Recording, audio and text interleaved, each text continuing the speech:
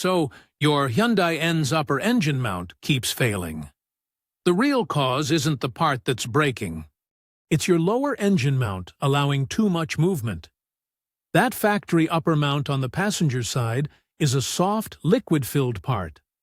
It's built for comfort, to soak up engine vibration so you don't feel it in the car.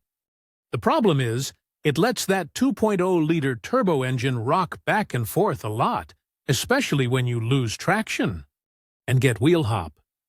That violent shudder from the front wheels puts huge stress on the upper mount. The engine's movement either shears the mounting bolts clean off or snaps the cast aluminum bracket itself. The broken part is just the symptom. The real problem is all that uncontrolled motion starting from below. The permanent fix is to limit that engine roll by upgrading the lower mount. You have two good options.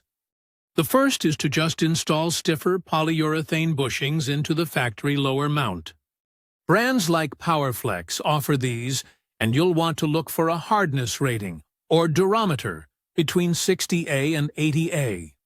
These harder bushings physically stop the engine from rocking so much, which takes the stress off that upper mount.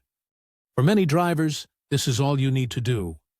For a stronger fix, you can replace the whole lower mount with a solid billet aluminum one from a company like SXTH Element or Boomba.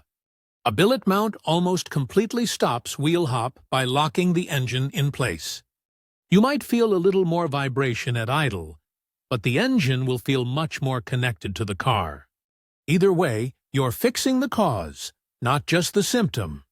If you ignore the lower mount, you'll just keep breaking the upper one.